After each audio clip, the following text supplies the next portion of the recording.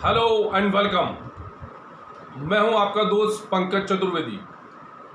आज हम बात करेंगे मोटिवेशन के एक ऐसे विषय पर जो जीवन के हर क्षेत्र में हमारे लिए कई बार बाधक होता है और कई बार साधक भी। मैं बात कर रहा हूं फेलियर की, असफलता की, हाउ टू फेस फेलियर। और इसीलिए मैंने कहा कि कुछ लोगों के लिए फेलियर बाधक होता है और कुछ लोगों के लिए फेलियर साधक होता है। यानी फेलियर की दम पर वो सफलता की ऐसी इमारत खड़ी करते हैं कि लोग ये भूल जाते हैं कि ये लोग कभी जीवन में फेल भी हुए थे। कैसे करते हैं वो ये सब? कौन से विशेष गुण हैं उनमें जो ये स्थापित करते हैं कि फेल होने के बाद भी लोग सफल हो सकते हैं? सबसे पहले आपको ये तय करना है और ये समझना है कि फेलियर है क्या। जो सक्सेसफुल लोग हैं वो हमेशा ये बात कहते हैं कि failure is an integral part of success. यानी फेलियर सफलता का एक अविभाज्य अंग है। बिना फेलियर के सक्सेस संभव नहीं है। और दुनिया में चाहे कोई भी व्यक्ति हो, कितना सफल क्यों ना हो, कितना महान क्यों ना हो, पर उसको समय समय पर फेलियर का टेस्ट, असफलता का स्वाद चखना पड़ा है। तो पहले अपने मन मस्तिष्क में इस बात को मजबूती से स्थापित कर लीजिए कि यदि आप फेल हो रहे हैं तो इसका मतलब आप सफलता के पथ पर हैं। You are right on track of a grand and huge success and failure is part of that success process. It's process, वो प्रक्रिया का हिस्सा है। क्योंकि सफलता की एक विधि है, उस विधि का पालन करना पड़ेगा। आप उसको विधान कहिए, विधि कहिए, लेकिन eventually you have to follow that process of success. Chinese bamboo tree हम सब जानते हैं। चाइनीज बैम्बू ट्री की फसल पहले 5 साल तक एक घास का तिनका भी ऊपर नहीं आता। 5 साल तक दिन रात श्रम करके उसको सींचना पड़ता है, खाद पानी देना पड़ता है। लेकिन 5 साल के बाद अगले 50 दिनों में जो चाइनीज बैम्बू ट्री है वो 100 फीट 120 फीट तक जाता है।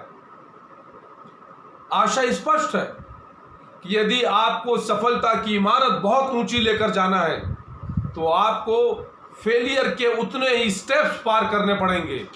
धैर्य रखना पड़ेगा, पेशेंस।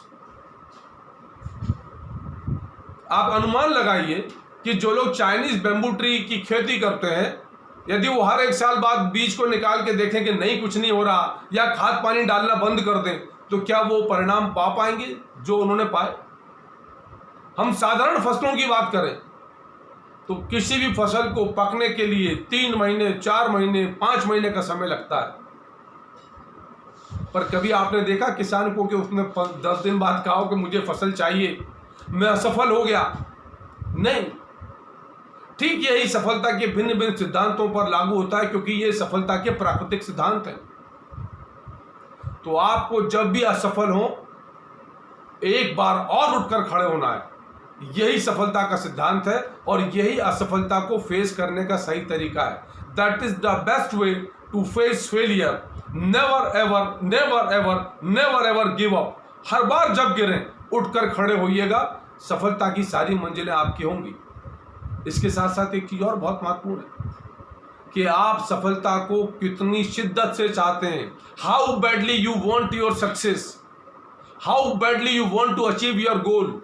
आपकी सफल होने की तीव्र इच्छा, उसकी तीक्ष्णता, उसकी प्रबलता ये निर्धारित करेगी कि आप असफलता को बहुत सहजता से स्वीकार कर लेंगे। आपको ये मान के चलना है कि हर असफलता ने आपको कुछ ना कुछ सिखाया है। You have learned a lesson from every failure of yours. That has to be your attitude and approach. यदि यह होगा तो आपको तकलीफ नहीं होगी। You have to change your mindset. और वहीं पर चुनौती आती है कि हम सब सफलता का स्वाद तो चखना चाहते हैं, पर असफलता से सबक नहीं सीखना चाहते और असफलता को खारिज करना चाहते, मत खारिज करिए असफलता को।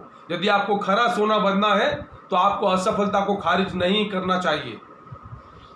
और इसके साथ साथ ये भी ध्यान रखिए कि दूसरों की सफलता से कभी ईर्ष्या मत करिए, जलिए मत, सीखिए।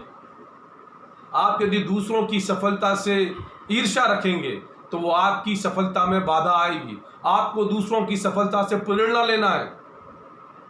B inspired with the success of others, try to learn what they have learn different which you are not doing.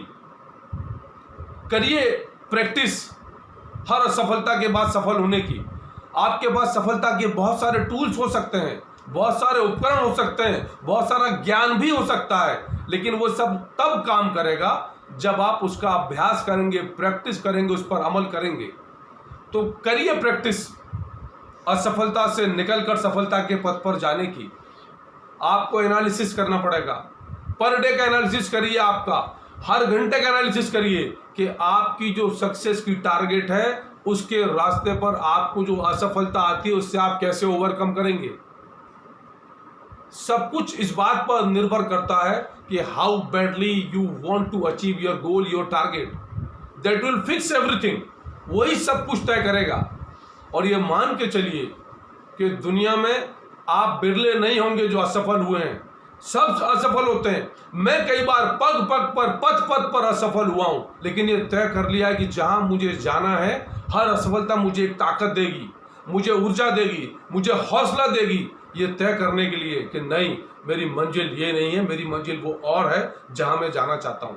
उठकर खड़े होना है। आपके पास ढेरों एग्जाम्पल मिल जाएंगे कि जो जीवन में बहुत असफल हुए, अब्राहम लिंकन से लेकर महात्मा गांधी तक, जवाहरलाल नेहरू से लेकर सुभाष चंद्र बोस तक, सरदार वल्लभ भाई पटेल तक। कैसे? क्योंकि इन्होंने असफलता का दुख नहीं मनाया, असफलता से सबक लिया और तय किया कि अब हम देखते हैं हमको कौन असफलता के पथ पर विचलित करता है, कौन हमको सफल होने से रोकता है। मैं एक एग्जाम्पल शेयर करूंगा सर एडमंड हिलेरी का। उन्होंने कई बार एवरेस्ट पर चढ़ने की कोशिश करी, आखिरी मिनट में बिल्कुल पास पहुंच गए, लेकिन वो नहीं चढ़ पाए। तो उसके बाद उन्होंने प्लेज किया, संकल्प लिया कि एवरेस्ट तुम्हारी ऊंचाई तो फिक्स है, लेकिन मैं अपने हौसलों की ऊंचाई इतनी बड़ी कर लूंगा कि अगली बार जब आऊंगा तो तुम्हारे शिखर पर अपनी पताका लहराऊंगा। तो हमको अपने हौसलों की ऊंचाई बुलंद करना है, हौसलों का कद बढ़ाना है, क्योंकि सफलता के कद हमेशा हौसलों के कद के आगे बोने और छोटे होते हैं। और हौसले का कद, हौसले का बुलंद होना ये हम पर निर्भर करता है। तो तय करिए और ये आज से गठान मान लीजिए कि असफलता जो है सफलता के पथ का एक अभिन्न हिस्सा है। It's the part of success process. Follow it and get success, get what you want.